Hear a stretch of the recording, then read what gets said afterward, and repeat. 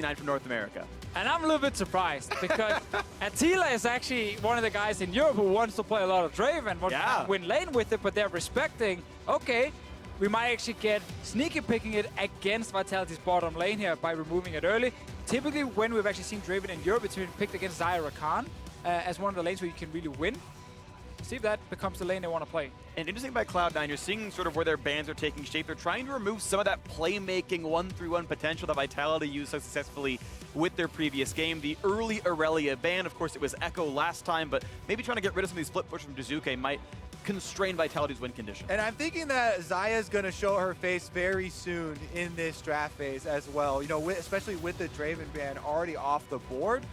They're very much focused on the bottom lane. And, you know, Attila and Jactroll like to have good matchups for the bottom lane. For Vitality, it's definitely a good secret to their success that's not so secret anymore.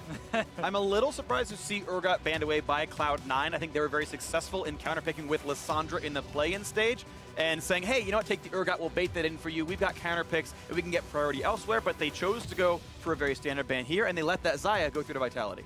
So do we get the Kaisa and Rakan lane that we saw from C9 yesterday against Xayah specifically, where Uzi destroyed them? Don't stand on the feathers! Don't stand on the feathers! That was definitely a problem for Sneaky yesterday in the matchup. We saw Uzi and RNG absolutely destroy Cloud9 a lot through the bottom lane. They're opting into a similar setup this time around, ready for round 2. They've learned after day 1, Deficio. Wipe that smirk off your face. I just want to see if Rakan gets locked in. If not, Vitality will take it, and it really fits their playstyle, because what they did yesterday, they drafted so many ways to force team fights, so many easy ways to force team fights with Nocturne, you know, Ornn, all these kind of champions. They can do Ornn Rakan here if they want to, and have like insane amount of engage, which really suits their playstyle. And that's the thing, you always like to have a 1-2 engage with Rakan. Don't want him to just be the solo one. Does have explosive engage, but definitely gonna need some sort of front line with him as well. Gragas has definitely been one of the ones paired with Rakan very frequently. You know, very quick with the flash body slams, ultimate. So options here definitely open for Team Vitality. And I wonder, are they scared? Will C9 have a counter pick for the Rakan, seeing as they didn't take it themselves like they did yesterday? I still think you just go for the Rakan personally to get the combination, especially because I like the engage tool more than I like his Thresh. But this is Jactroll. He likes to play Thresh a lot. I always feel like it's very mixed results on it personally. When he played it back in spring as well, I would have taken the Rakan, but maybe they were scared of a counter pick. And we have seen some good Thresh play so far at Worlds this year. Making good use of that one. But we have also seen, as demonstrated by Jat on the analyst desk, how Nautilus has very easy reaction time to Thresh and is just a more tanky champion overall. So if you get into the head-v-head, you know, heads up, hook to hook, they both go in, and Nautilus will survive longer. As you can see, Nautilus 2 Worlds so far. Could be a very good support here. And I was wondering when C9 would grab tanks for themselves. Licorice, more of a carry top player, but still has played those Ornn games, those Shen games, those Mundo games in Poppy. But of course, they need a front line when they've gotten themselves that mage in the jungle for Svenskeren. And I'm expecting a squishy for Jensen as well. But we'll see if Galio does come through off a different diver. Thing with Nautilus is that he's pretty slow, one of the slowest champions in the entire game, in fact, and is not a good primary engage because of that fact. So they're going to look for something else because they already have really good follow-up. You know, Taliyah can split the map with the wall. You can have a lot of creative usage there, and Kaisa can follow, but they might need something else as far as the initiation goes. I think going Ornn and then last picking for your mid lane against Jiizuke would be pretty smart if you're C9. I definitely think saving your last pick for mid is very good against a guy on the Vitality side who has already shown us Echo, and I can definitely say that he can bring a lot of other counter picks as well. He plays a lot of different styles and a lot of different champions. So with the Xayah ban, it does smell a bit like an Ornn coming in, and then you have pretty good engage on C9's side. Ooh, Poppy getting banned away by Vitality. Interesting.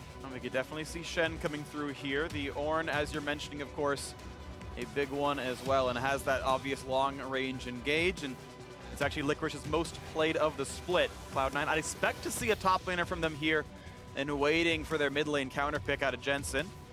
5 seconds to go. What do they want? Ornn, yeah, that's the likely one. I think everyone kind of saw that coming. So is there an obvious counter pick now for Vitality? Do they want to try to beat up the top lane? Well, Licorice really has been such a big star for Cloud9 this year, ever since joining the roster, you know, earning Rookie of the Split, that split, second in top lane votes there. Honestly, even on tanks, his Poppy play, his Ornn play have both been very strong, so it's really going to be about how can the team actually bring it all together? Because again, they're saving the counter pick for important mid lane, but LeBlanc's been thrown down, the gauntlet is there. And top lane, so Cabochard is one of the players. He prides himself of being able to play like everything. He introduced Lucian top lane as well to the professional scene way before Huni did it.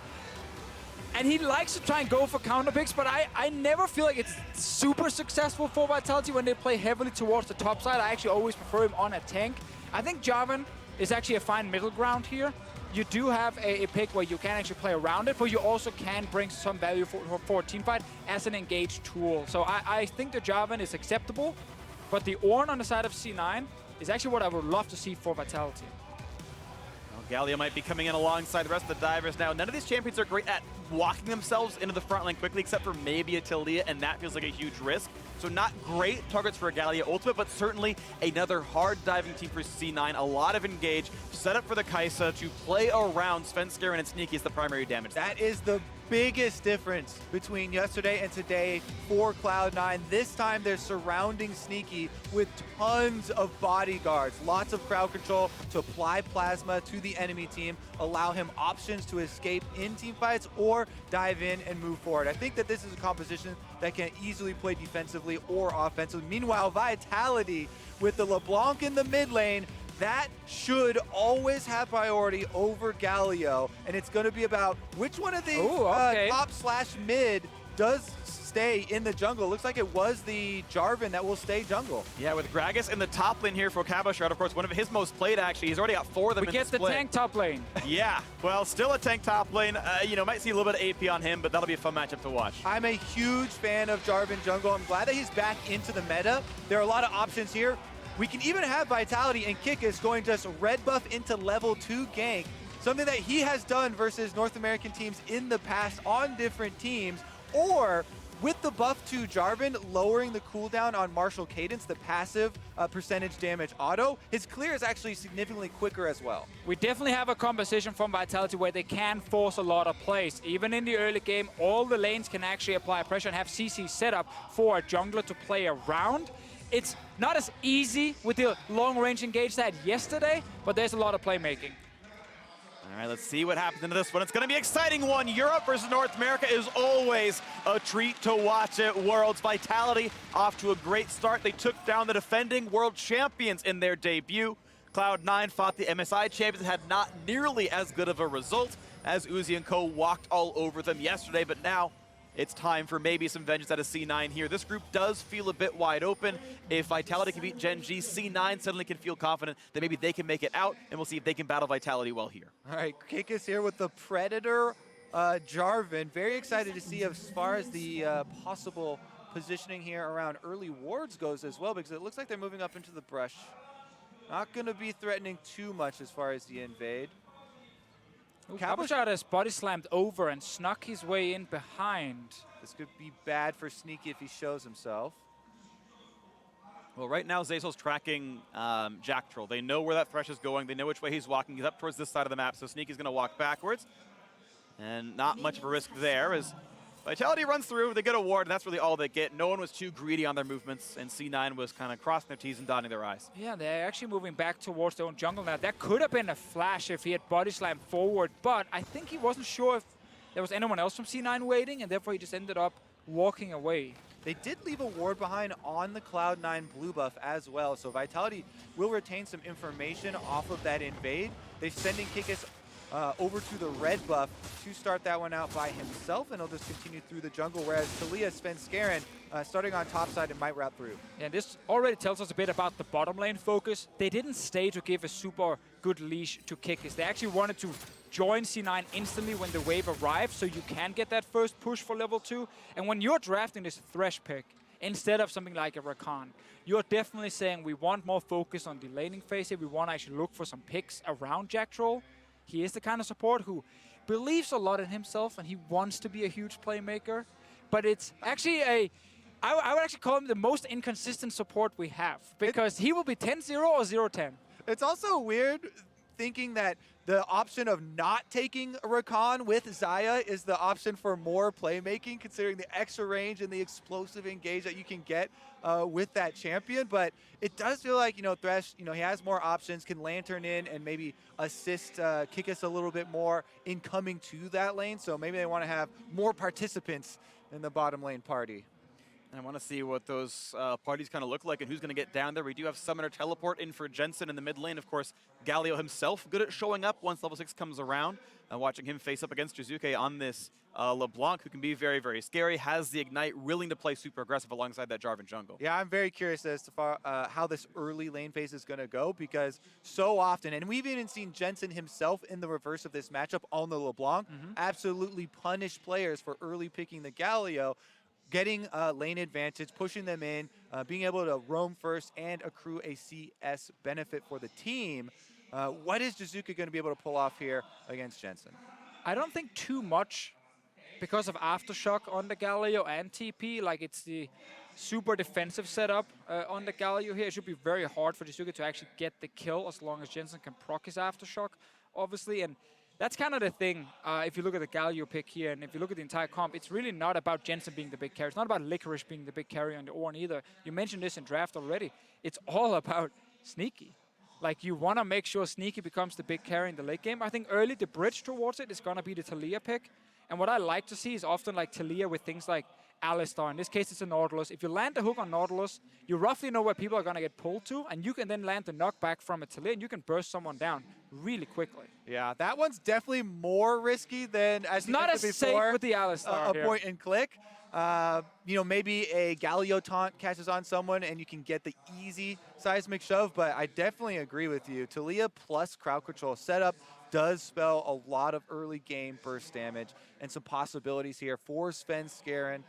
He's the one that has been starting since we got to group stages for Cloud9, back on the world stage, and they're going with the more veteran of their jungler options. Yeah, and even a little bit before then, of course, he played the last half of the best of 5 to even qualify. I mean, Gambit took C9 to all 5 games. Clever played the first 2, was okay, and then Sven came in and kind of took care of business the rest of the way through, went 2-1 on that scoreline. And yeah, certainly C9, again, putting a lot of that faith back in their old lineup. It's kind of interesting how similar their lineup now at this point looks to Spring Split, where they had all these roster shuffles back and forth. 9 different players started for C9 throughout this split, and now they're back to the same 4 plus Zeyzal that they played throughout the rest of Spring. I just kind of find it interesting. They've kind of congealed back to that same roster, and now you're back at Worlds. But more motivated. But more motivated. That was the thing. I mean, we actually just have to give so much praise to the C9 organization for the scouting work they did and how they utilized this huge roster, because there are some of these names here that you didn't expect to see in the lineup if you go back a year, like Licorice, obviously, in the top lane has been fantastic. Incredible. I think Zeyzal has been a great addition down in support, and these are players that they didn't have to go out and like blow up the budget to get, because they actually got them from their own academy team into the main roster, and that's exactly what that system is intended for. Meanwhile, on the other side, Kikis was such a huge pickup for Vitality as well. You guys can't stop telling me about how they went 11-1 since picking up the new jungler. He's absolutely It's a great story. given Vitality new life, and it has shown up here in Worlds. I mean, they come out, game number 1, huge upset, take down Gen.G, go up 1-0 in the group. And really, this was even still with a lot of the rumors around scrims coming through, not so hot for Vitality, yet they show up, huge performances, and they get the victory. I mean, they showed up massively. They did. They surprised us, honestly, against Gen.G, but we kind of looked at that match as well and said, if there's one game where they're going to beat these guys, it's day 1. It's the first time they face each other. They can't surprise them. We got in a scrim thing. For everyone who takes it a little bit too serious with scrim results, I can already tell you that I don't think I've ever heard anyone say that Vitality were a strong scrim team. It's always like, there's a lot of fighting, there's a lot of kills, and then no one knows what's going to happen. And that's kind of been the style they've been playing in practice, on stage, and I like that.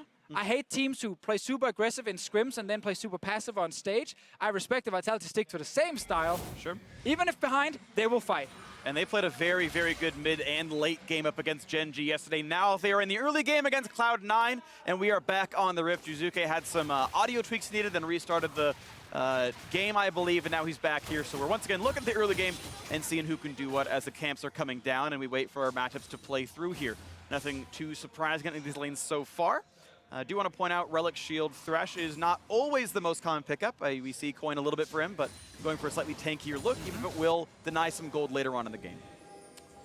Yeah, allow a little bit of healing. And as we said, with the Thresh pick, we are expecting more members down towards the bottom side. As you can see there, Kikis, he routed Red Krug's bottom once again, which is kind of the classic one now for blue side, into the Scuttle Crab for himself, securing some vision for that bottom lane to work with and push up, keep Sneaky and Zeyzal under their turret, try and pressure this Xayah, which, Cloud9 really rely on so heavily. But Cabochard needs to be careful. They're basically splitting up the map right here. Top lane gank stun's gonna be landed. Now watch out for the seismic shove and where anyone could go. Cabochard getting lower and lower, but Licorice down to 300 as well. And Cabo not looking for a way out. Finally gonna flash it. The flash to chase, and he's got nowhere to go. Big damage coming up though. And where's the reinforcements? A flash forward, no shove, but the damage will finally come through, and first blood eventually lands for Svenskeren. And sure, it looked fine with some damage right there, but Cabochard, your entire early game plan is to just split the map in half. Your jungler is on bottom side. He might find Zeyzal here. Nope, he ends up just going to the wolf camp, but you have one job as a top laner. Do not die to the enemy jungler when you have no one to help you on that side. Yeah, one of the classic don't die level 3 gank, please, top laner, does come to fruition here, but Kikis does have some options here. Clears out the scuttle, takes away a bit of the wolf camp from Svenskeren in payment for that top lane kill. And I think the only reason maybe Cabochard did not expect Svenskeren yet was... Oh, the flash pan ignite is on the taunt there. Jensen down about 200, burning. He's going to survive this walk away. Oh, Chains, I believe, just missed when he jumped forward right there. Would have killed Jensen. Telling you, Deficio, this LeBlanc into Galio matchup. Hey, it's even right now. All right, let's take another look at the replay from top side, though. As you were talking about during it live, you want to hold on to your crowd control ability until the flash is used from Cabochard, so you can't use it to dodge the seismic shove. In the end, though, it doesn't really matter. But now the bottom lane, a root is there. The lantern's going to get him out, but the hook not going to land either. Nice try on that gank, not going to happen. I wanted to call what happened in the mid lane, though, because Jiizuke burned both summoners to make that kill happen. Didn't get it. They both recalled. Jensen got the TP back, and now I think has pressure in that lane. Yeah, exactly. It's what we mentioned earlier with the aftershock TP, like very defensive choice from Jensen. Dying 1v1 is not something that is actually very likely to happen, even though it was close with Jiizuke jumping forward.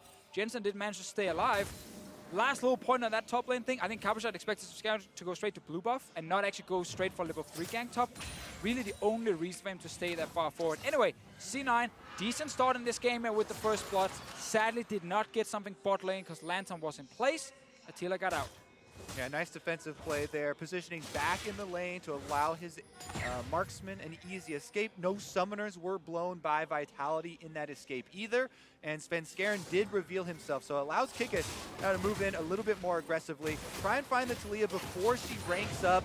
A lot of it is levels for Taliyah, because you need more levels in your threaded volley now with the nerfs to her early game.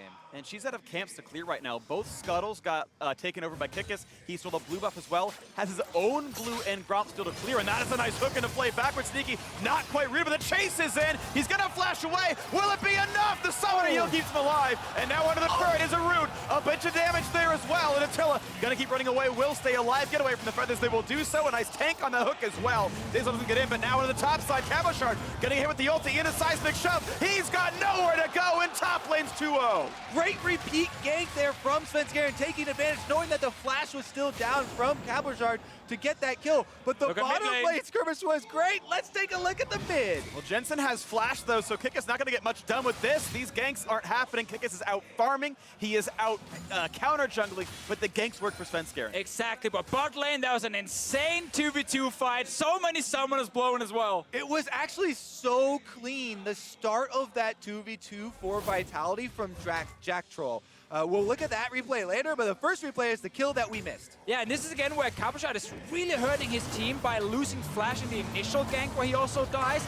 Now there's no way for him to get out, even with a lane gank. If you look at the wards on the minimap, they thought they had everything warded so they could spot Svenskeren, but because you don't have flash and you get hit by the knock-up, you still die. I love this Jactroll play. Goes in, flays Zeyzal backwards, uses the Lantern to then bring Attila past Zeyzal. This Nautilus is just waddling forward, slow champion in the game, trying to get up, but once he does, and Sneaky saving his heal, C9 actually turn it back around to get almost an even health trade on it. In the end, only the supports keep their flashes. Sneaky no summoners, Attila no summoners, Kikis level 6 on bottom side. Can he get in range? Lantern is available. He just needs to lock Sneaky down. To play Lantern, flash play, get him into the squad. This could be a very easy dunk, and there's no way out for Sneaky. Great kill picked up. The pull almost works on a Zeyzal, but still a nice gank in for Kikis. And then Kikis now level 6 on Jarvan, able to use the Cataclysm for some extra damage, ensure that they kill Sneaky this time, take him off the table, and this is big because there is a double stacked minion wave they're pushing in the tower while he's dead. Oh, Svenskeren and Jensen around the river here. Will they try and contest anything? No, just takes the blast cone and will take the wave with the support on bottom side. We should get more ganks bot lane from Vitality. They have to set up Sneaky, no flash for a couple of minutes. Again, Deficio, what you and I talked about in Champ Select, the Kaisa, the bottom lane focus for Cloud9, that was necessary here. Sneaky, once again, is the target from the opponents, and it is going to be successful here. Jactroll goes in, Lanterns. He knows that he has a flash advantage this time around, so he just flashes in for the guaranteed play, and they know they have the extra cooldowns to be able to pull off that kill. I love that Jactroll saved hook until someone flashed out. He knows flag into dunk is a guaranteed force flash for Zeyzal. Tried to follow the hook. A little bit slow, but you have to react to this spell at some point, so that could have been a 2 for 0. He played it as well as he could have, but still, that kill was absolutely perfect. Now we have to remember, Jensen's ulti is available and there's no flash bot lane from any of the Vitality members. Thresh is a super easy target then if you just hook him with the Nautilus into a Galio ulti. There is ways for C9 to try and counter the bot lane aggression. And some of those ways come from outside this lane. They have a Galio ultimate available to them. Licorice has teleport ready on the Ornn that has been camped for and has gotten the early success for Cloud9. Oh, he's baiting a little bit. So yeah, Svenskeren is on a ward. Ignite is on, gets a taunt, and almost knocked back. That timer just close enough. Jiizuke gets out. Ooh, that was close, Jiizuke. He wants to be aggressive. He's always pushing it. He saw the Taliyah standing right there. Didn't care. To play that game. Knew he had it down to the millisecond. Does back out right afterwards. Maybe, I think it was fishing for a flash there. It's one of those risks that you take into account. Maybe he can scare Jensen with a little bit of burst damage. Doesn't actually pay off for himself, but he knew that he'd be able to get out before the taunt or the seismic shove came through. Yeah, also the chance that Jensen maybe could bait a little bit too much and then Ignite would come down and actually finish him. Kikis, as we just said, returns to the bottom lane. He has flash ulti, can use it straight on Sneaky. Let's watch for the Lantern. Let's watch for the pull forward. Now Jactroll is on a ward. C9 are trying to play outside of Lantern ult range, and so far so good. Cloud9 should know. Bottom lane has to play super defensively. They are the targets. Yes, there's a Galio on the field, but unless Jensen can roam, a quarter of the way down first, he's not going to have the range to get there in time. Kikis now does reveal himself on that ward. And that ward may have saved the life because now Zeyzal walking around trying to track him, puts another ward down, looks for Kikis. That Scryer's Bloom didn't see Svenskeren, but that control ward certainly will. So they're aware of what can happen on C9's side. Kikis might walk into Jensen though. Ornn ult is available. Teleports up for the top laners as well. They might decide to collapse here. Zeyzal level 6 on the Nautilus might start it. Kikis over the wall, gets away. Now look for the play on Jiizuke. He's gonna get rooted up in place. Taunt's not gonna land on anyone just yet, but he gets some damage reduction. Now Jiizuke actually feels pretty safe. And baits out another hook from Zeyzal, so cooldowns down right now on C9's side as Scuttle goes over to the Vitality side. And looks like that's actually a decent trade on theirs. I love that both teams are constantly looking for these small skirmishes against each other. Such an action-packed early game. Jiizuke is trying again, but it takes forever to burn through the Galio. Svenskeren on bottom side, still no flash on Jactroll's side. Hook him, he dies. Started off with the Nautilus ultimate to guarantee, then Taliyah can make a wall and join, but looks like the recalls from Vitality are just in time. They're going to evade this gank without even trying. Now that bot lane turret's getting pretty low. Vitality have brought that thing down to about 15%. One more good hard look at it. Might get first turret from bot lane for Vitality. They've recalled their dual lane. Storm Razor is done for Attila. That's good for pushing. Canceled. Okay, what's going to happen down here as the rest of the squad is waiting? But this is, of course, better items Vitality. Lantern just got used. And now another bit of aggression here on Jiizuke. That means Jensen cannot join this fight for a little while. Where's the engage going to be? Can they find Jactroll? That's going to be an ult coming across. And that's a nice stopwatch to buy a few seconds. Can he get away is the question. Does not have flash. Ornn comes across looking for a second kill as that's certainly going to be Jactroll going down. A nice jump into the air for Attila. They got to get out of there for Licorice. The flash to trade. He's going to stay alive. 1 for 0. And now the pressure towards that turret, but there's not much of a wave anymore to get anything done. Now it's just going to be a race. Cloud9 are trying to push on bottom side, whereas they've got Rift Herald started up from Kikis. He should be able to get this one, and the recalls go off. Yeah, we know C9, they need to stay and get the turret for this to be worth it, because they invested a TP as well, and now the Gragas coming down to stop this, while Kikis is still getting Rift Herald, so Vitality will lose a player, but will get a big objective topside. And Jensen roams down from mid lane, pops the plant. After the reset here, it just comes out for a kill for Cloud9 and a Rift Herald picked up for Team Vitality. Yeah, now Licorice can't join that bot lane anymore. That TP didn't do much of anything. Cabochard is walking his way back up to the top side, so maybe a bit of a waste of a summoner. Just wanted to stop the push. Yeah, and he did so, of course. That might have been worth it overall. Jiizuke only getting autos off, and Jensen stays alive, going towards that Rod of Ages. We also have to remember, now the Vitality bot lane is back. They can actually push while C9 is recalling. Anyway, let's see the replay. It's 3 people hiding in a brush against a Thresh, who will, of course, die eventually. The TP, that's the interesting choice here, to try and get 2 kills into the turret on the side of C9. But Attila was smart, stepped back, saved his ulti, and even tries to get the kill, but Licorice just managed to get out. Yeah, interesting flash trade too, because Attila now no ultimate or flash for himself to protect. They do return to the lane, get the turret for themselves, Yes. and this is first turret bonus gold for Vitality in addition to having the Rift Herald ready to use. This is absolutely big right there. Xayah was already on 1 item, but got solo gold on that first turret, so he's really big now. Attila might do a lot of good things for Vitality. Now looking at the top side, it's time for round number 2. Cabochard has a flash though, buys a bit of time, and hoping to buy a bit more. Finally does flash away, but Seismic Shove gets away from it. Licorice still in the chase, finds a slow. They will not find that kill. Cabochard stays alive. Fancy feat right there from Cabochard. Svenskeren has been very active in this early game, picked up 2 kills, been part of the last one as well, but he didn't get the kill this time around. Mid is just the same kind of setup. Jiizuke trying to get a bit of trading, but Jensen playing passive. The lane swap here from Vitality after taking the turret also does stop the recalls from Licorice and Svenskeren. So Vitality pushing once again, they do have a bit of momentum. Exactly, I think the bot lane, especially with that TP bot from Cabochard last time, have managed to get just the tempo advantage against Sneaky and Zeyzal, who's caught a little bit. You know, they lose the bot turret, then they go bot and they realize, hey, we have to go top now, so they recall again for a second time. While Vitality already sitting in the lane, Cabochard is down bot lane now. Super, super close here in the early game. And we still haven't had a Galio ultimate join or a LeBlanc roam looking for one of those early assassinations. That being said, Jiizuke does have the CS lead, as expected, over the Galio in the mid lane, and they actually use the Rift Herald here as well. To mid with a lot of reinforcements here. 4 champions plus Shell. It's going to be a very low turret. Won't go down unless they commit champion damage. But it's still a meaningful chunk off there. Mid lane down to about 1/3 HP. Kikis going to go for the attempt set towards blue buff and Gromp down here on this side of the map. And taking more and more of Svenskeren's jungle away. Still up a camp right now as Kikis. And Cabochard has pushed in bot lane. No one is answering that just yet. So more and more gold actually being bled out of the map as Licorice can't walk through. He's 1v2 down there. The blue buff already stolen. Cloud9 looking very reactionary right now, pulling down, contracting towards the mid lane at any sort of move from Vitality. And Attila! Big damage.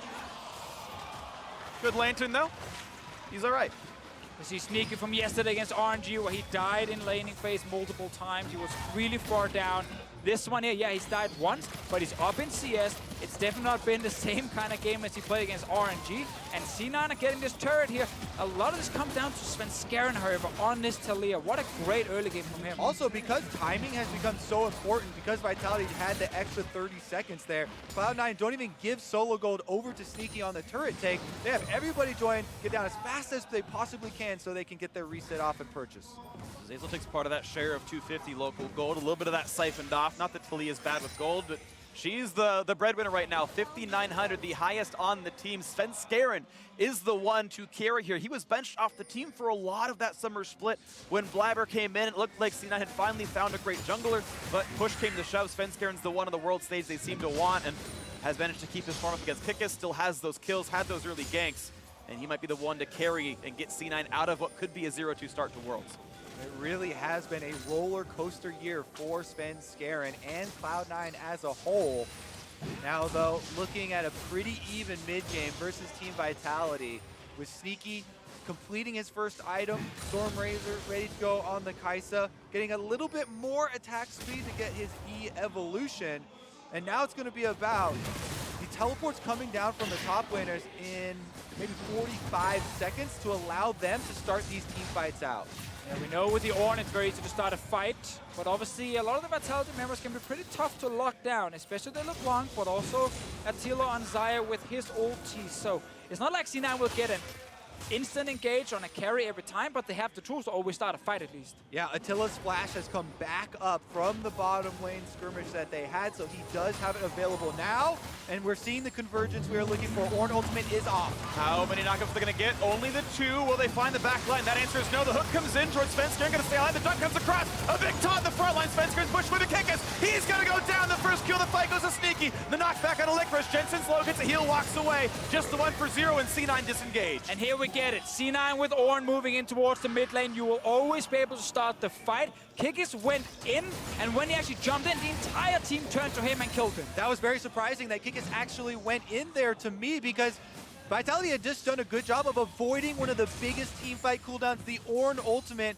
only resulted in a little bit of poke damage thrown out under the turret, but Kikis going in offers up Cloud9 a kill. Jiizuke will stop a recall, but that's about it. But we know Vitality will never run away. They will always jump straight at you. They will take whatever fight you're going to give them, and that's just the nature of this team and why Kikis, without Cabochard being there yet, decides to jump in. His backline is not able to deal damage yet, and he jumps forward with just Jiizuke.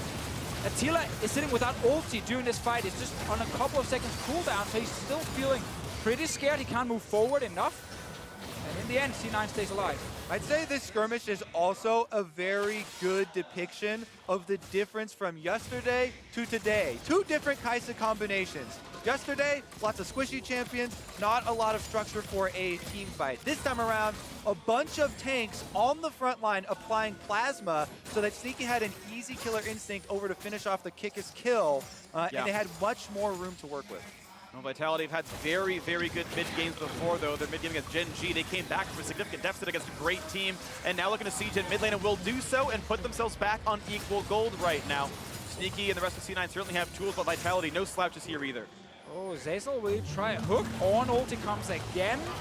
They get the knock up onto a single one. The hook towards a very squishy support as Kikis finds that kill. The dunk in as well. Jensen holds the front line. A knock up onto Gragas, but he's pretty tanky. Seismic shove, and he jumps back away. Lots of damage out of Gragas. The team fight still goes on. Licorice from the front, looking to knock down Jactroll. One more shot would do him in. C9 chasing a 4v5, and they can't quite get that damage. Now looking at Kikis, he's going to walk away also, and it's Vitality's turn to win the fight. Such a close fight. Again, the hook connects onto Zeyzal, keeps him in place. He dies. In the end, however, they didn't get the carries. C9 trying something mid. Jiizuke is on his way back. Incredibly close. Jiizuke just showed how much burst damage he can apply to the backline. He's looking to flank around. Does miss the chain, and Licorice will be enough to ward him off.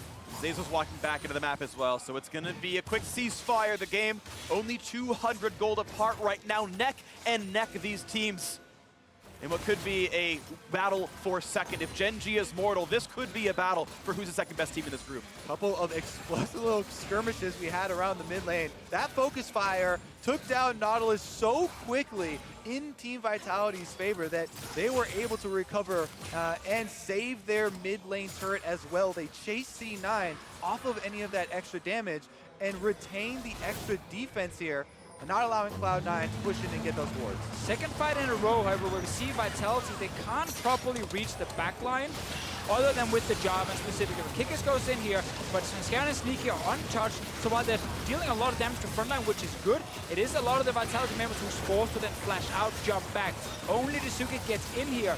And while it was a good hook from Jactroll, this is where I would have loved the Rakan pick specifically, to follow a Jarvan when you are diving forward for Vitality. But at least if Jactroll can land the one hook and they get a kill, it's worth it. Yeah, they were able to get the kill before Zeyzal even had time to pop his W shield there for the Nautilus. That is a huge part of the tankiness of this champion, especially from the support role.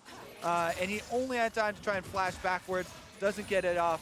They do get the kill, but again, so close as far as the even gold spread in this game. And it is going to be so much about setting up through the river right now, because Team Vitality are the first ones getting those wards down. And the map is starting to spread out a lot more, so this vision can help you make sure you're not getting ganked. We're seeing Jiizuke side laning now against Jensen. The marksmen are now stuck into that mid side. The tank's on that bottom side, right side lane. And let's see who can control what right now. Sneaky, of course, not able to push the turret.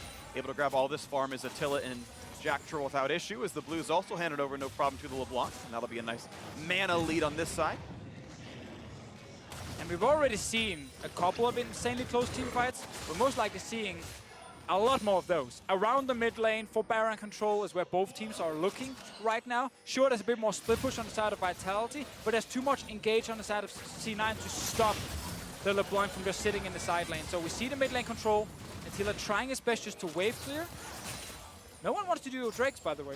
We are 23 minutes in, and they're not even looking at it.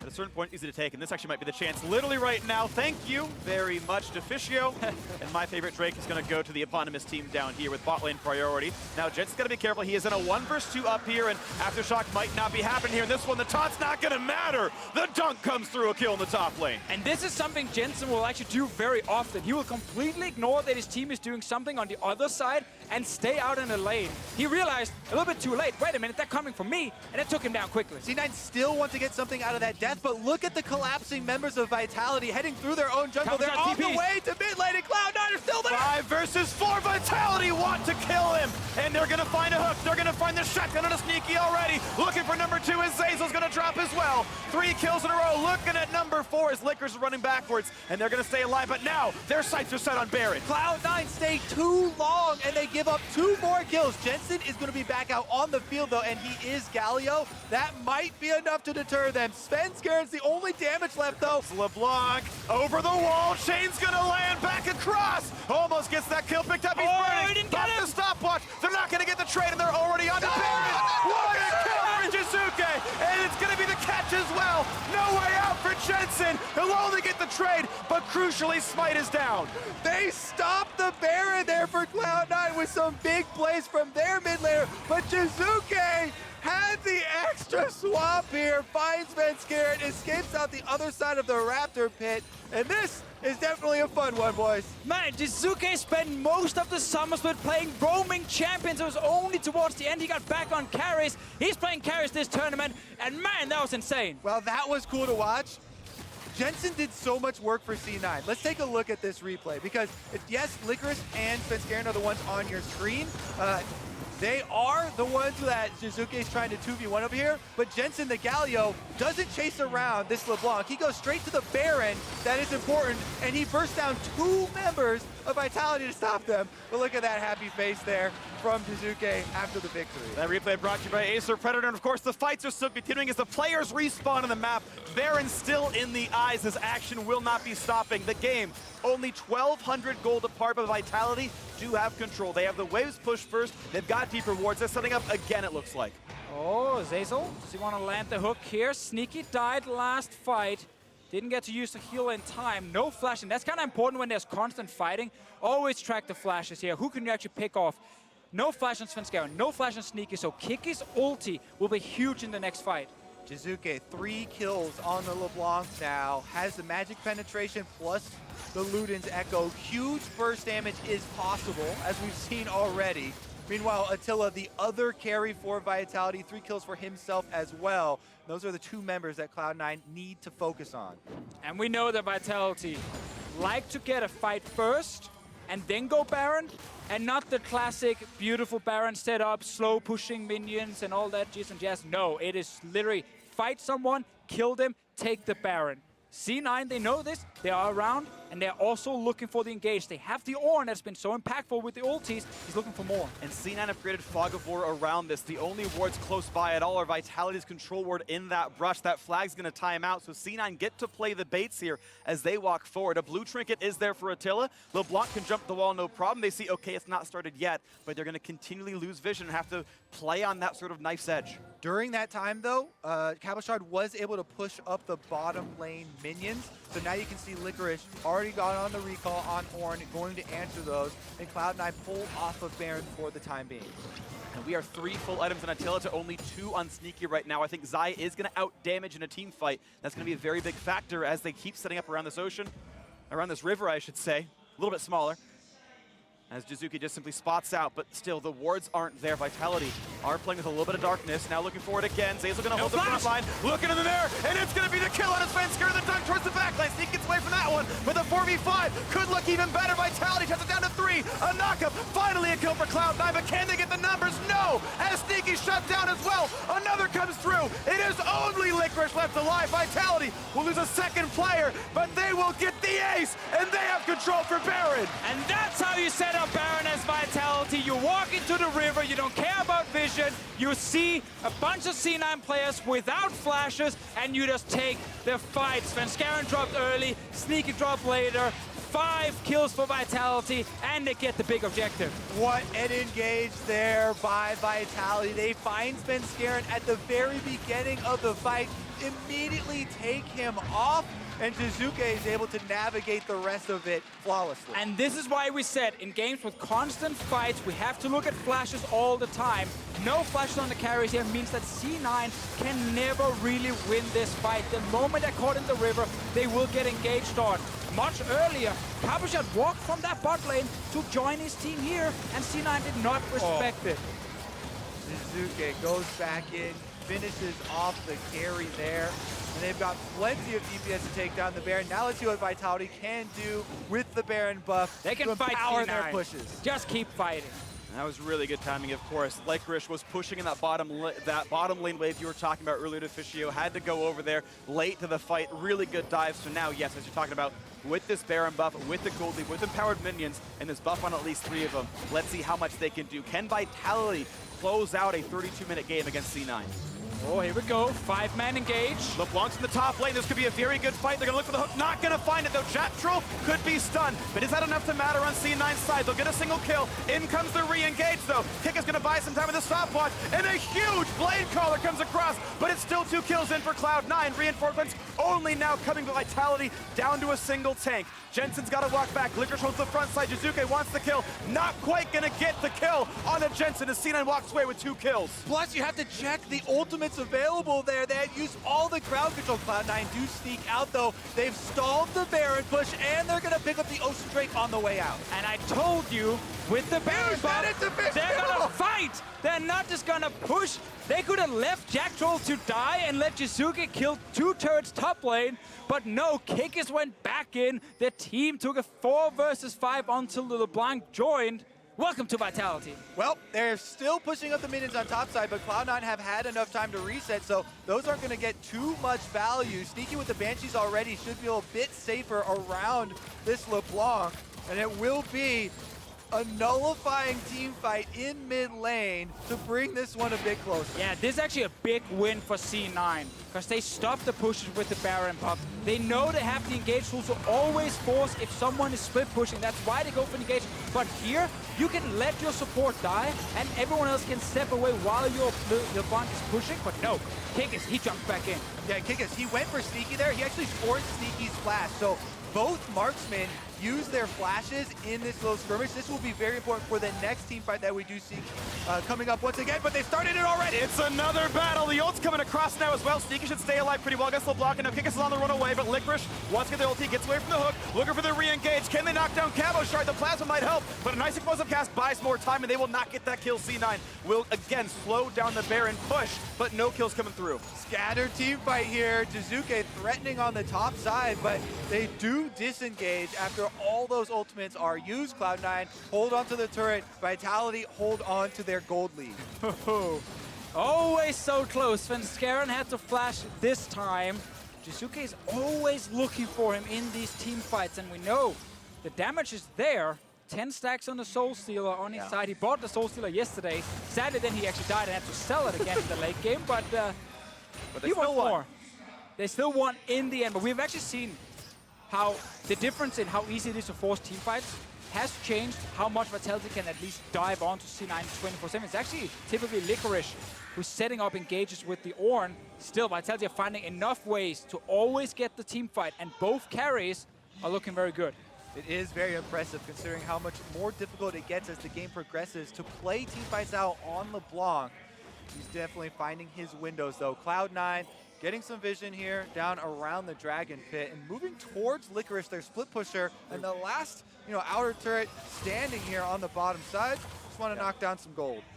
Hoping for an aggressive split push to try to find that bot lane wave. That's not going to happen here, so Sneaky going to grab this turret as we look at the total damage of the game, and pretty even spread actually for both teams. Yeah, definitely true. I think to the LeBlanc team fighting point, and that's where a lot of damage from Jiizuke is coming now. The fact she was changed back to the old LeBlanc was like the best buff to her team fighting, so you can do more upfront bursts, not having to wait for that passive every single time. Just W, R, and you can destroy someone in the back line. And what you usually look for are point and click crowd control abilities to hold LeBlanc when she does come in for that burst damage.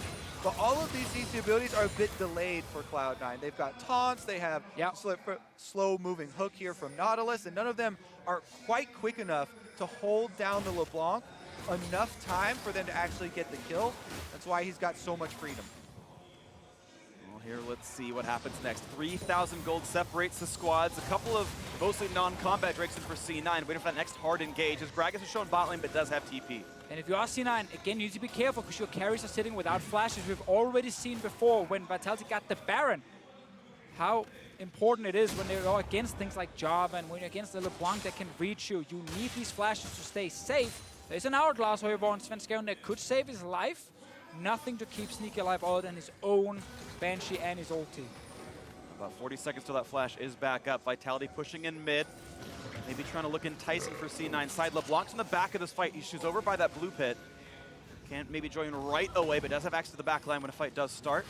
He comes back to join the squad. There's a hook in the front line. Here comes the fight yet again. C9 wants in. They're not going to look good, but Zeyzal's gone right away. Galio delivered. How's the fight going to go? It's 5v4. Stun towards Jiizuke, trying to get that chase down in the mid lane, but they're not going to find that kill. He kites away, and a second kill is sure to come through as Jensen will drop. Vitality 2-0. The flash forward. Kikis staying alive, but does trade his life. 4v3. The push towards Licorice goes nowhere. Gets blocked up by the Cataclysm, and C9 have to run 3v4 on the map. Oh, now it's Vitality with priority over Baron coming up in 43 seconds. They can try and clear out this Cloud9 vision and make them face check into the Fog of War against this much burst damage. That is such a scary task. Zeyzal tried again to be the frontliner, to be the main engage, but as a Nautilus in the late game, you're very squishy, and when he goes forward, he basically stuns himself so Jactroll can get him. Also, there are big differences in the items.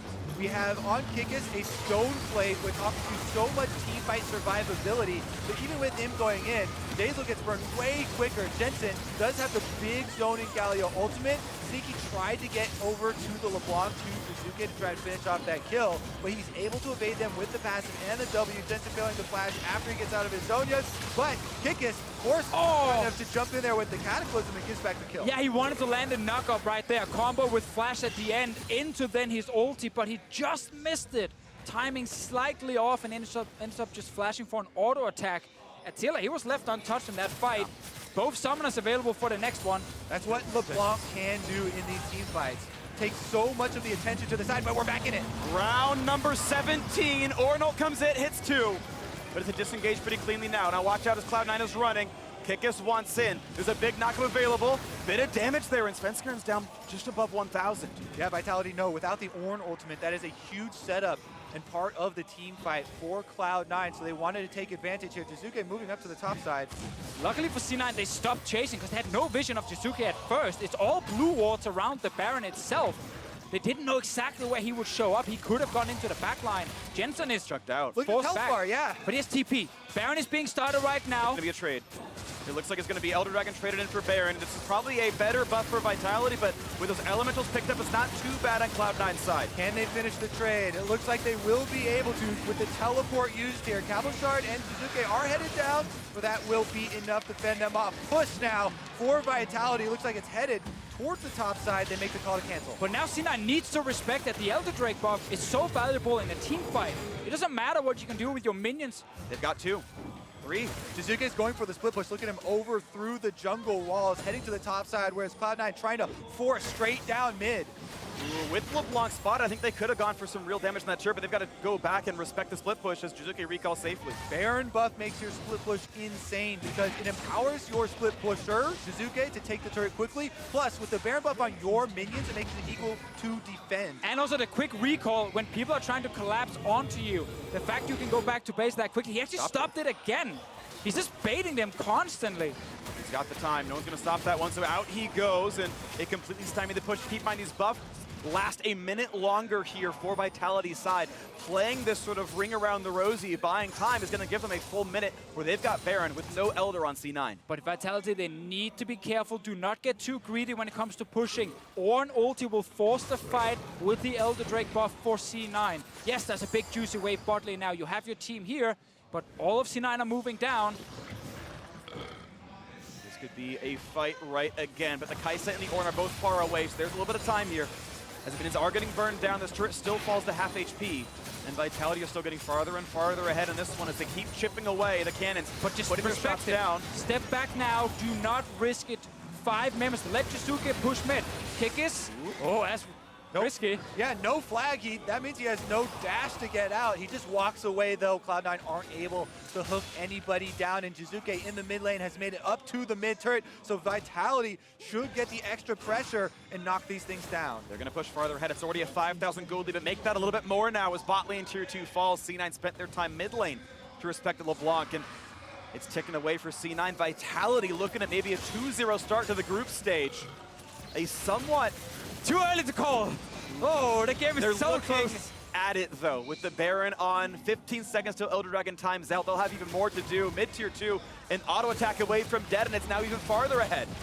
Vitality are pushing and pushing into C9's base. Yeah, C9 are not getting the fight. 5 seconds left on the buff. It's gone now. They could not go for an all-in. Actually, I think bot lane they could have tried with the Ornn ulti to said we need something here. But because Jiizuke was sitting mid lane, they didn't want to do it. They would lose too much, probably an inhib if they were chasing for kills. What a story unfolding for Vitality here at Worlds, though. Both of their carries in this game still have yet to die. Attila and Jiizuke both playing out of their minds, avoiding so much of this hard engage from Cloud9. I mean, we mentioned how many tanks that they have to work around, and they've done such a good job of it. It's just awesome to see rookies on both sides fighting against each other. The 2 carries you just highlighted, they are 2 of the rookies. Jactroll, of course, being the other one for Vitality, or at least the rookies coming into the year have, of course, already played the spring split. Licorice and Zeyzal on the other side. It's been a rough game for the Nautilus. He was picked for the laning phase a lot to try and block the Thresh. He's tried to engage a couple of fights. He's died every single time. Ooh, and Jactroll might find... No, not going to go for this one just yet. Licorice, pretty tanky on that 4,000 health. The most difficult step for Vitality still remains, though, and that is cracking inside the inhibitor turrets. Cloud9 have a lot more defense to work with. If they can make Vitality funnel into a smaller area here, would make it easier to start their team fight off. We might just see Jiizuke always sitting alone in the lane, the one next to the 4 members, and just chipping away on the turret. Jump in, get 1 hit, jump out. Ooh, that one connects with Sneaky. Jiizuke, and now they're playing for the red buff. That one is going to go to Sneaky. I believe he got that one, and that's going to be at least something positive on the Cloud9 side as they still weather this 6,500 gold deficit. Vitality have another game with a strong mid game, good shot calling, building their leads from good fighting and good macro play. Yeah, it's actually fascinating that in Europe, Vitality, whenever they lost the early game, would just kind of fall apart very, very quickly. Yeah. But both games they've played so far at Worlds, they've given up first blood. They've fallen slightly behind in terms of kills, but they bounce back very quickly. They do not stop. They actually look for a good engage, get a good fight. And this one has just been all about team fighting now. They're definitely showing a lot of patience here in the later stages. We're now over 40 minutes.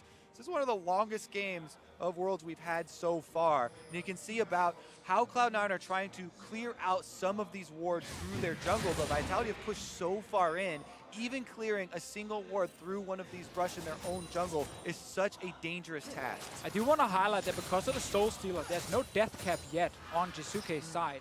He's sitting on 1,800 gold right now, but that definitely should be the next big thing for him to go for. You don't need the 10 stacks. You should get a death cap instead. Yeah, meanwhile, Jensen here on the Galio with the full AP build has maxed out and will bring a lot of AoE magic damage to the big team fight if they can keep him in place, but that is the question.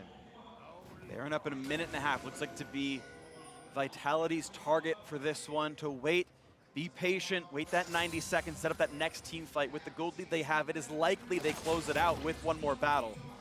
Banshee's Veil actually pops there on Sneaky by them. Oh, the hook! Hook's gonna find, and that's gonna be almost a deletion. Svenskeren pops Zonia's, but he is certainly going to go down. A domination now for Attila, and a 5v4 push might be all Vitality needs. That's why it's so dangerous to go through the jungle here. Each ward, Vitality do find the pick as Cloud9 are transitioning through. What a hook there from Jactroll. This earns them a lot of pressure. Now, he will respawn in time for Baron, so if this power play means anything, this 5v4 means anything, it's gotta be a base siege. Only inhibitor turrets are left, and those are hard to push, but they're looking to try.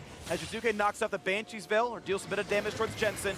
And the wave clear, pretty good, of course, from this Galio. Yeah, full AP finished on Galio, does get most of them, but not enough. Vitality's finished down the turret.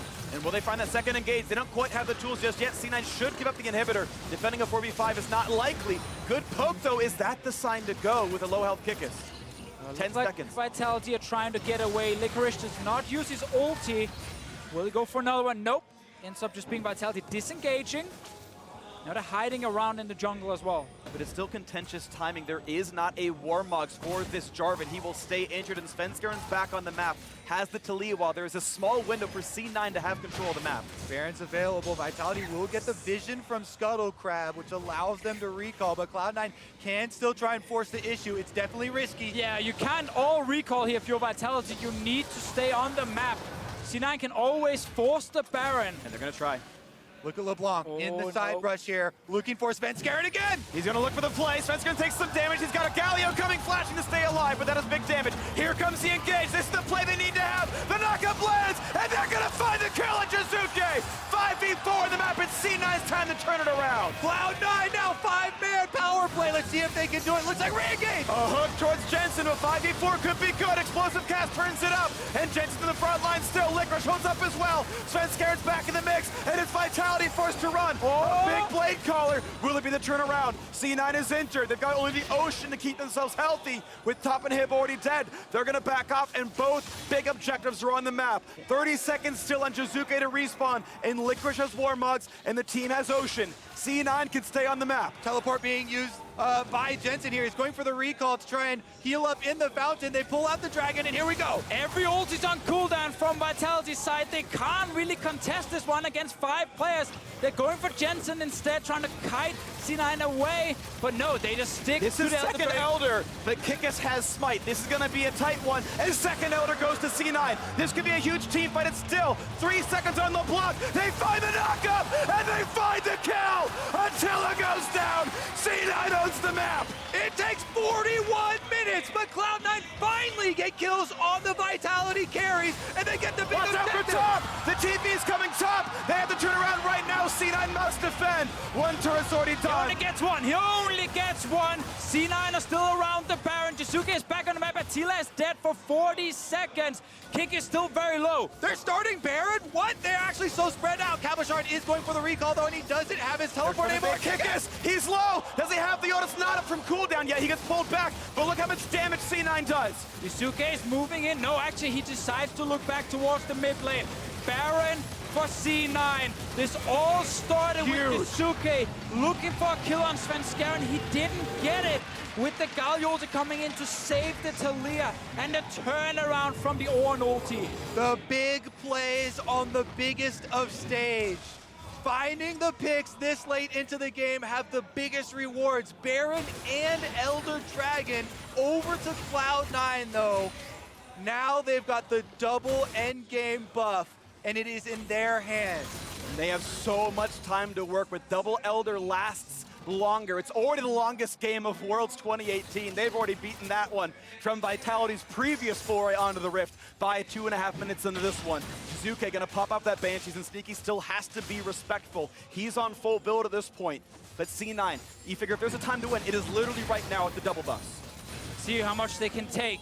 Top Inhib is still dead. Only one Nexus turret, but no TP for Cabochard. They are pushing the top lane right now, making sure to kill all the super minions. Defending against this inhibitor being down, trying to push 2 lanes at once. They are going to collapse on this secondary turret. Even with super minions, they should be able to power right through Baron buff and the Elder Dragon burn. You can see right there, the tiniest bit of poke takes down 30% of your HP. Have to try and kill the minions and stop the push, But how can you? They're Baron. it's just not possible, and C9 will get everything now. They give up top and hip. Do they play for Nexus turrets? Does C9 keep pushing, or do they find another lane? The hook almost got Jactroll. Both supports barely missing hooks right there. They're going for Cloud9 Nexus. are done. This is going to be the team fight to determine everything. The first turret at FHP. When does Vitality pull the trigger? There's still minions. They are still plugging away at the base, and C9 don't want to sit inside that. First turret will fall, but only a single cannon lives. Now the second wave, they're still shepherding. When does Vitality answer? Their base is losing more and more health. Some more poke comes through, still a minute and a half on the buffs. Here comes the push, the knockup. Sneaky's alive, he heals. He's still in there. They get the first kill. 1-0, C9, Attila stays alive. They get 2-0. Cabochard's burning down. They might have it, but Attila tries to turn it around, but it's an open Nexus. C9 makes the comeback happen. Are you serious? What a game! Insanity on the Rift.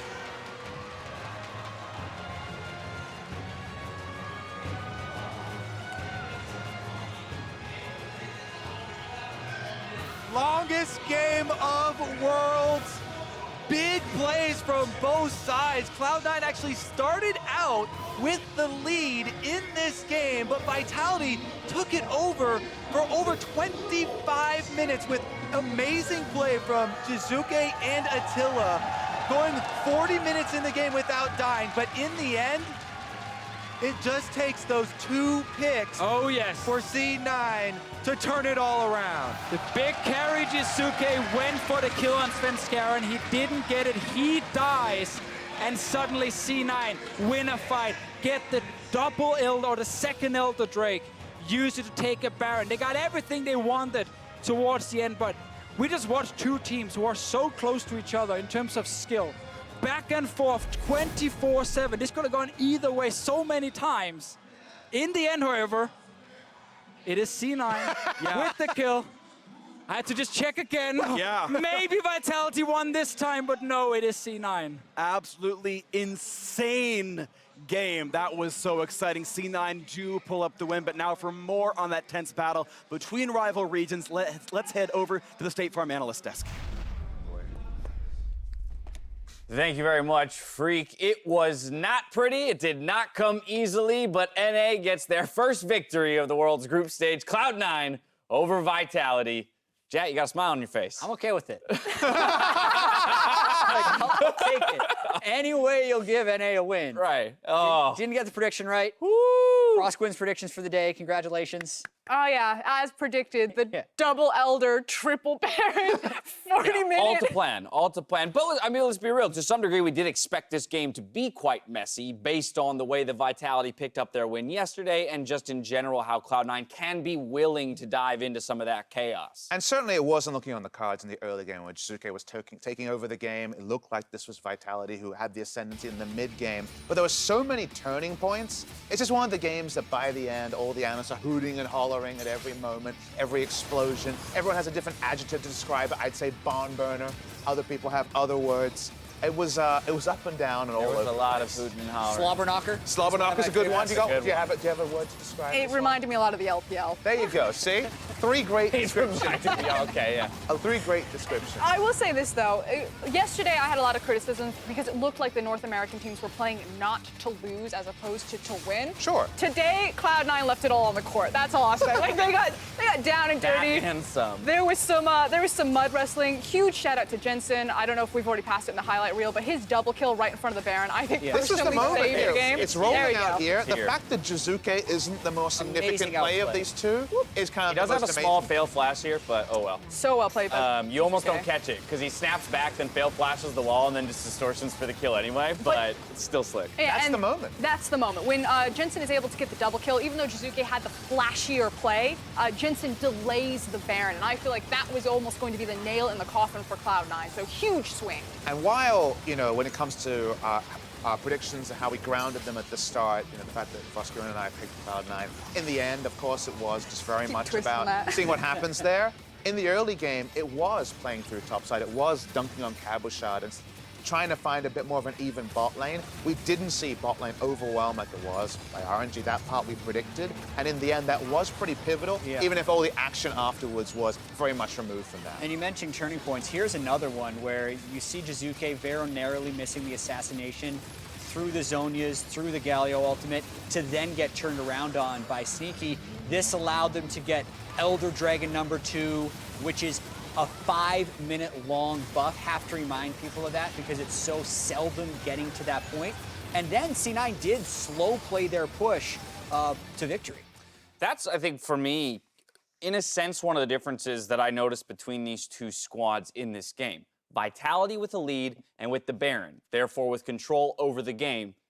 LeBlanc in the side lane pushing, they opt into a pretty terrible fight in the mid lane and hand a lot of those advantages back. C9 took them a long time to find their advantages there late in the game. But once they did, they do take that moment to take a breath and kind of play it a little bit more standard and forward to the victory. And that's just been Vitality's kind of hard in the sleeve mentality, though, in both their win over Genji when they were down, 5-1, 6-1 in kills in the early game. They get a Baron, and they've had something like 4 Barons, and they've had close to a negative Baron buff power play multiple times, at least once. I think it's twice overall. So they don't adjust their playstyle. They don't slow play, as Jat was mentioning, like Cloud9 was trying to do. They continue to see Hero run it, Hero with the big buff, thinking, we got the damage stats now, we can kill them harder, instead of trying to make the percentage plays. And sometimes you put the enemy to the sword, and sometimes you fall on the sword. It can be tough in games as messy as this to pick a star or a standout, but the MasterCard player of the game this time around will go to Jensen on that Galio. We called out that double kill that may have saved the game. That was a big part of it. Yeah, Sneaky and Licorice would be close for this one. It's difficult in games that are as long and messy as this, but this double kill was huge. He had very good Galio ultimates. I think how quickly he responded to the one onto Svenskeren in the turning point of the game also saved his life and allowed them to get that turn. And it's a difficult situation when you have a fed LeBlanc running around finding the right time to Galio ult because it usually feels like it's not worth it, but Jensen found those moments. And while we talk about Jensen being a top performer for Cloud9 in the mid lane, I think we have to talk about the counterpart in this game in the mid lane in Jiizuke for Vitality. This is now 2 games in a row where this guy has been an absolute monster just as an individual for this squad. And it makes you want to ask why Vitality moved away from the post. They did find a lot of advantage playing through Kikis and having Jiizuke just play more of like a Predator Galio, just more of a roaming champion, and following Kikis. And it almost feels like a bit of success. And okay, that's just mainline on this strategy. Then they roll it back. They play the Jiizuke champions. Makes you wonder how things would have gone if they had abandoned that. But to me, it's Jiizuke had 100% confidence. And when he's confident, the results are amazing. I think it was actually just an issue on how they decided to play the map. You talked about kind of the negative Baron power plays. The fact of the matter is that LeBlanc Echo, these champions can play very similar styles in terms of how they're playing a side lane. And this time around, it was just maybe that overconfidence, that overblood going into those team fights that they didn't need to. And I think Vitality can feel good looking back at this game and say, if we just had decided to play those higher percentage plays, this probably could have been the win for us. Everything was set up for them to be victorious through this match. Again, didn't come easy, wasn't pretty, but Cloud9 puts a tick in the win column for NA. For more on that victory, let's hear from Avli in the Cloud9 mid laner. Thanks, guys. I am here with Cloud9's Jensen. Congratulations on the win, but in the end, how were you guys able to pull off that comeback and pick up the win? Honestly, I don't know. It was a very long game and a lot of stuff happened, but I think the trade we did with Elder for Baron really helped us stall out the game because I think they had control of the game for the most parts, but then with the Elder, we were able to stall the game and get some items and come back in the game, and then I think later on, we just had some better fights than them. And Vitality is a very aggressive team. What do you really have to be on the lookout for when facing them? They do a lot of crazy stuff, it's a lot of aggression. Like, they don't really play as much macro in a way. They just want to go for fights all the time, and then they go for like crazy TP plays all the time. So you really just have to be aware of everything that can happen around the map, because it seems like they can just go for whatever they feel like. How do you prepare for a team that seems kind of unpredictable like that? Well, we picked Galio to like help with the map pressure, so that, you know, if they went for like a lot of crazy plays, we could nullify them. But honestly, I felt like the Galio pick wasn't that good there in that case, just because if you play Galio without like any like sort of delivery, it feels kind of bad, like an obvious ult target. So I think the pick wasn't the best for me, but I think the pick against Vitality makes the most sense. And you guys kind of had play-ins as your warm-up before groups. What do you think of your overall performance at Worlds so far? I think it hasn't been too good. Yeah, I think in play-ins I played pretty bad, and then against RNG, I don't think there was much I could have done in that game. And then this game, I think I did okay. It was a tough game though. So overall, I think just my play-ins games weren't the best, but I think that's something that's easily fixable. Well, the last opponent for you guys in your group is Gen G. How are you guys approaching that match? I think we just approach it like any other game. Like, we just need to play our style, and then I think we have a good shot at beating them. Well, Jensen, thank you so much, and congratulations again on the win. And for everyone else, stick around, because after the break, we're going to see Gen G take on RNG. Once again, I want us to play with confidence. I want us to be on the same page when things go right, when things go wrong.